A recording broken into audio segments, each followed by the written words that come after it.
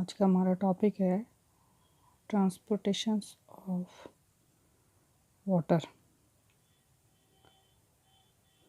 जिसका अर्थ है ascent of SAP या रसारोहण, जिसके अंदर जो जल परिवहन की जो प्रक्रिया होती है वो प्लांट की रूट से लेकर स्टेम तक और उसके डिफरेंट जो प्लांट पार्ट होते हैं तक कंटिन्यूस फॉर्म में प्रेजेंट होती है। जल के साथ साथ पाए जाने वाले दूसरे जो डिज़ोल्व पदार्थ है वो सैप कहलाते हैं। एसएपी सैप ये वो रस कहलाते हैं।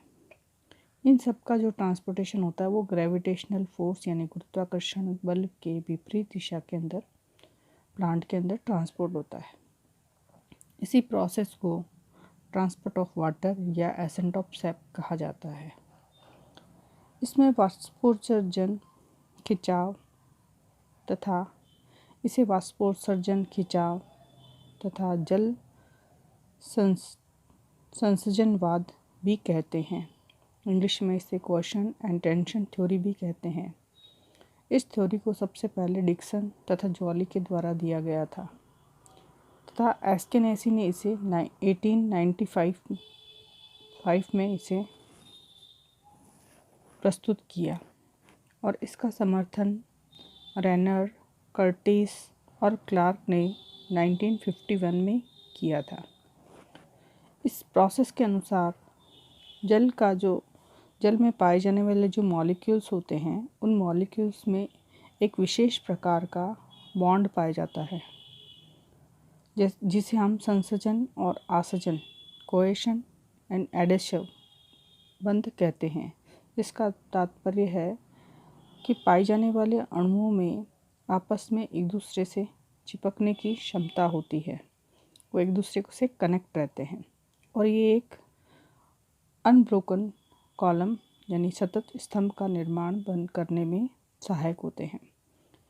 इस प्रकार की प्रक्रिया है वो जाइलम सेल्स के अंदर पाई जाती है। ट्रांसपिरेशंस के कारण रूट्स के अंदर एक टेंशन का फॉर्मेशन हो जाता है तथा यही टेंशन इस कॉलम को इफ़ेक्ट करता है। जाइलम की वेसल्स रूट से स्टेम तक पाई जाती है। इन वेसल्स के अंदर पोर्स प्रेजेंट होने के कारण ये कंटिन्यूस ट्यूब का फॉर्मेशन करते हैं।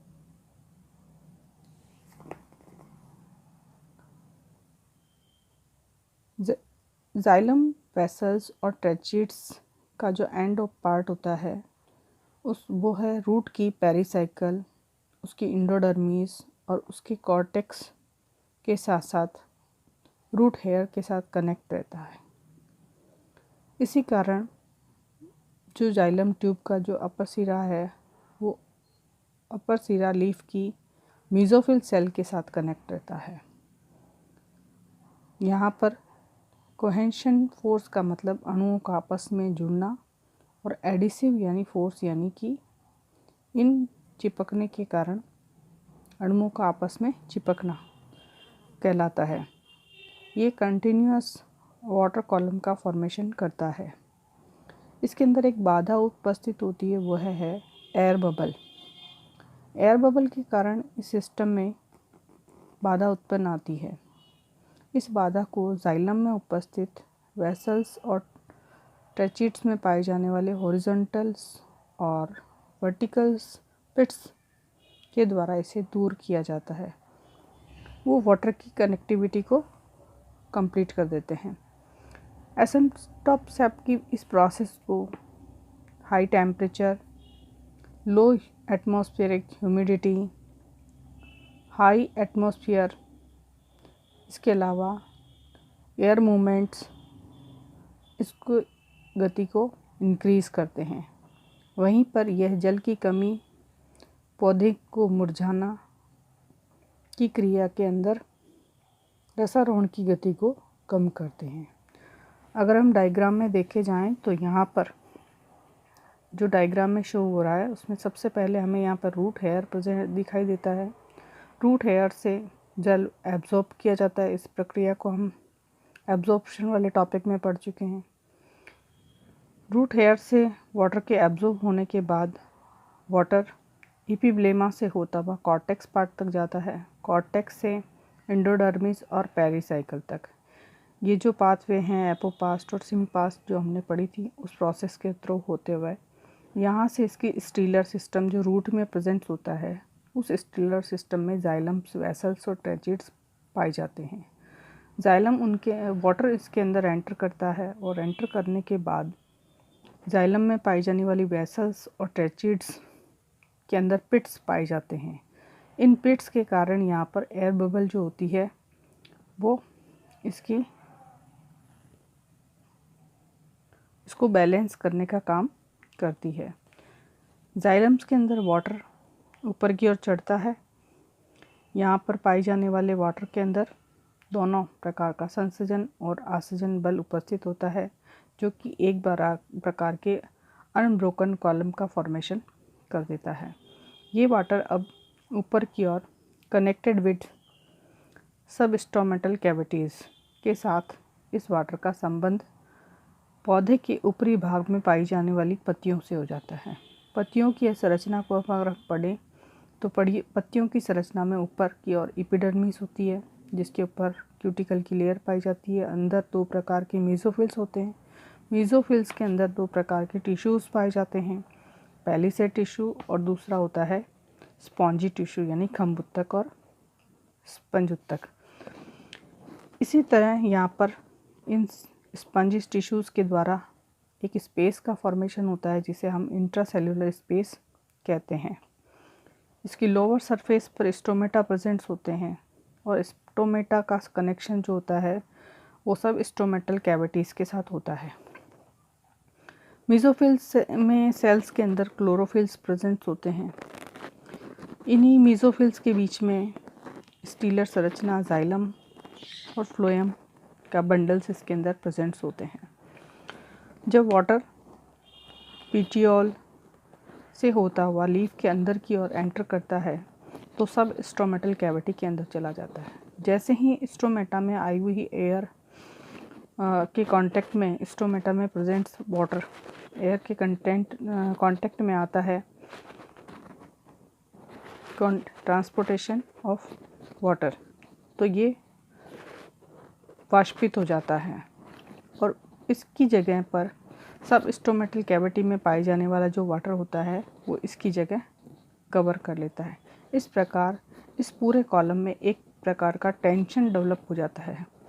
इस टेंशन में इसकी कंटिन्यूटी को बनाए रखने का काम ही यहाँ पर एसेंट ऑफ सेफ कहलाता है, यानी कि जल की निरंतरता को रूट से लेकर स्टेम तक कंटिन्यूस बनाए रखना ही एसेंट ऑफ सेफ कहलाता है, रसारोहण की क्रिया कहलाती है। इसी का हाफ पार्ट है ट्रांसपिरेशंस। ट्रांसपिरेशंस क्या होता है, किसे कहते हैं ट्रांसपिरेशंस? ट्रांसपिरेशंस की प्रोसेस के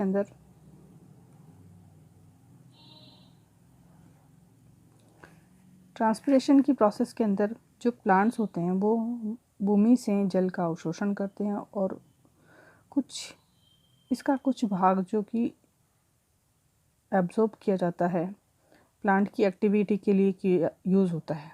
बाकी का शेष 90% जो वाटर होता है वो वायुमंडल में चला जाता है। पौधे की जो एक्सपोज सरफेस होती है वो एटमॉस्फेयर से कनेक्टेड होने के कारण ये वाष्पोत्सर्जन जल हानि को ही हम वाष्पोत्सर्जन कहते हैं। ये एक बायोलॉजिकल प्रोसेस है जिसमें वाटर वेपर में कन्वर्ट हो जाती है और इसके लिए प्लांट्स के लिए जो इंटरनल टिश्यूज़ होते हैं ये इंटरनल टिश्यूज़ में बनती है। यह स्टोमेटा की गार्ड सेल से कंट्रोल होती है और इसमें डिफ्यूज़न प्रेशर और ऑस्मेटिक प्रेशर वाटर पेपर पर वर्क करते हैं। अब हमें पता है कि जो टाइप्स ऑफ ट्रांसपिरेशंस हैं वो कितने प्रकार के होते हैं। सबसे पहला जो है वो स्टोमेटल ट्रांसपिरेशन है, जो कि लीफ की मेसोफिल सेल्स के अंदर होता है, और ये यहाँ से जो वाटर होता है वो इवोपरेट होकर सब स्टोमेटल स्पेस में स्टोर रहता है, और यहाँ से जल वाष्प स्टोमेटा द्वारा एटमॉस्फेयर में चली जाती है। इस प्रकार का ट्रांसपोर्ट स्टोमेटल ट्रांसपोर्ट कहलाता है। दूसरा होता है क्यूटिकुलर ट्रांसपोर्ट। इस प्रकार के ट्रांसपोर्ट में तो जो टोटल ट्रांसपोर्ट होता है उसका 3 to 10% ही इसके अंदर काउंट किया जाता है। क्यूटिकल एपिडर्मिस में पाए जाने वाला एक फैटी केमिकल्स है, वसीय रसायन है, जिसके कारण, और ये जो रसायन है वो इम्परमिएबल होता है, इसके कारण जल के लिए लीफ में बहुत कम मात्रा में इसे ट्रांसपिरेशन होता है। लेकिन ये जहाँ कहीं भी टूट जाती है, जैसे दरारें बन जाती है, उसके कारण इसमें ट्रांसपिरेशंस होता है। थर्ड टाइप का जो ट्रांसपिरेशंस होता है वो से हम लेंटिकुलर या बार्क, जो पौधों की छाल जो होती है, वृक्षों की छाल, जिसे लेंटिकुलर, जिसमें पाए जाने वाले को रंध्र को हम लेंटिकुलर कहते हैं। कॉर्क वृक्ष की छाल में पाए जाने वाले रंध्र, जो कि ज़्यादातर पत्तियों के गिरने के बाद इनसे वाष्पोत्सर्जन की क्रिया होती रहती है लगातार, क्योंकि ये ढीले बंधे होते हैं और इनसे लगातार ट्रांसपिरेशंस होता रहता है। ट्रांसपिरेशंस के इस मैकेनिज्म के अंदर जो ये प्रोसेस होता है वो लीफ में स्पॉन्जी टिश्यूज़ तथा मेसोफिल में पाए जाने वाले पैलिसेड टिश्यूज़ दोनों के बीच के अंदर इंटरसेलुलर स्पेस पाए जाते हैं। लीफ पर क्यूटिकल की लेयर पाई जाती है। इस मेसोफिल सेल्स के अंदर नेगेटिव प्रेशर होने के कारण जो जाइलम्स है के द्वारा जल ये लीफ की आंतरिक सतह पर एयर स्पेस का वॉल्यूम कम हो जाता है, और लीफ की जो शांत वायु प्रतिरोध उत्पन्न करती है वो वायु का वेग बढ़ने के कारण सरफेस की थिकनिंग कम हो जाती है, और इससे कारण ट्रांसपोर्टेशन बढ़ जाता है और प्रतिरोध